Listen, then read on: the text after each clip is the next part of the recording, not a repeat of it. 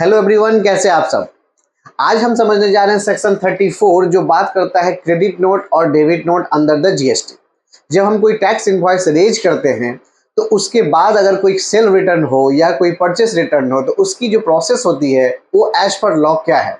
इसके पहले मैं आपको बता दूं कि जीएसटी से रिलेटेड सेक्शन 1 से लेकर सेक्शन 33 तक हमने कंप्लीट किया है। आप प्लेलिस्ट में जाकर देख सकते हैं, सारे वीडियो आपको सीरियल वाइज मिलेंगे जिसमें हमने जीएसटी से रिलेटेड बहुत सारे इंपॉर्टेंट एस्पेक्ट को समझा था, जैसे कि एडमिनिस्ट्रेटिव पावर क्या होते हैं, ऑफिसर के पावर क्या होते हैं, जीएसटी रजिस्ट्रेशन में कौन से सेक्शन को हमको ध्यान देनी चाहिए, कंपोजिट डीलर क्या होते हैं, टैक्स इनवॉइसेस क्या होती है।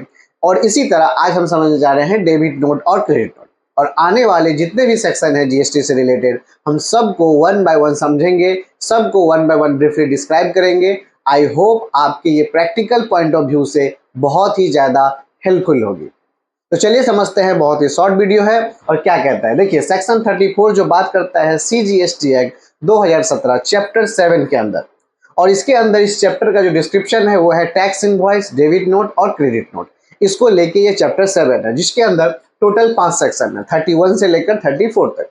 31 और 31 एक अमेंडमेंट हुआ था जिसके कारण टोटल 5 सेक्शन होते हैं।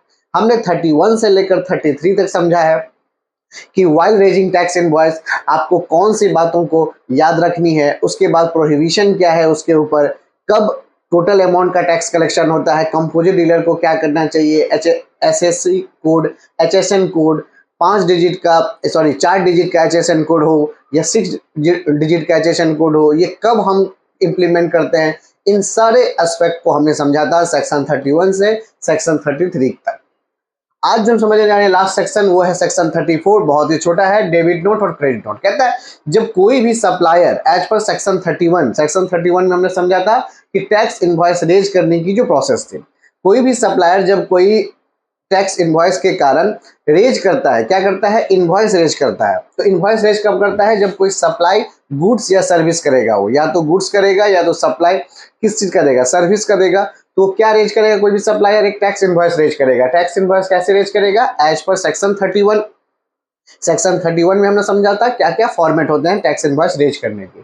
तो जब भी कोई सप्लायर एक टैक्स इनवॉइस रेज करता है किसी रिसिपिएंट को, और रिसिपिएंट को वो प्रोडक्ट में कुछ प्रॉब्लम नजर आती है या कुछ डिफेक्टिव होता है या वो प्रोडक्ट जैसा उसे पसंद था वैसा नहीं मिलता है, तो उस चीज को क्या करता है, वो रिटर्न कर देता है।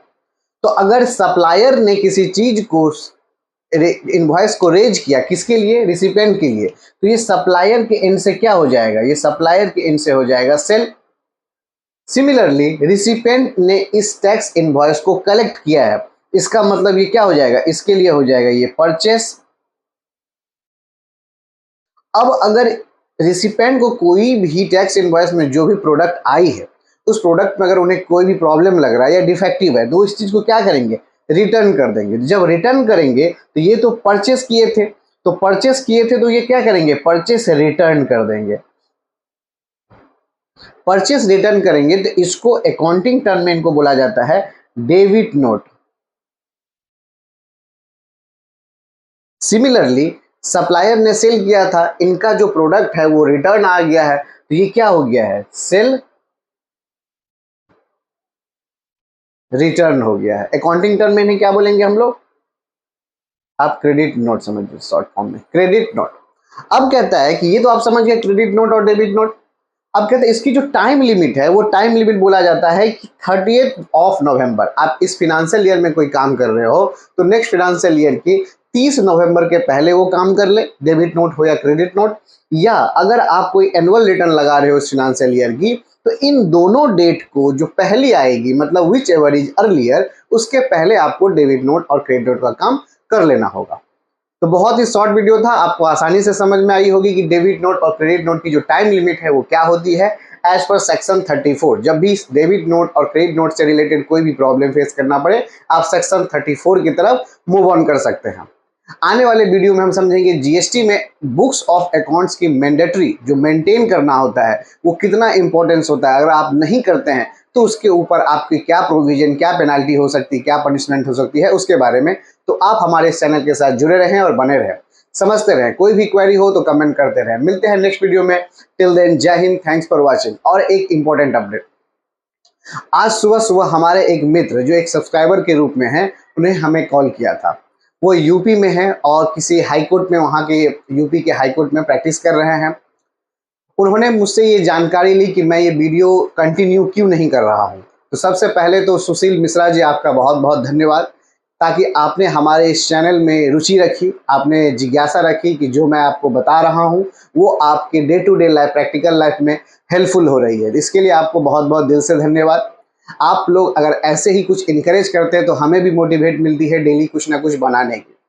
हम भी अपने कुछ बिजी शेड्यूल में लाइफ के बिजी हो जाते हैं, जिसके कारण डेली अपडेट करना मुश्किल हो जाता है।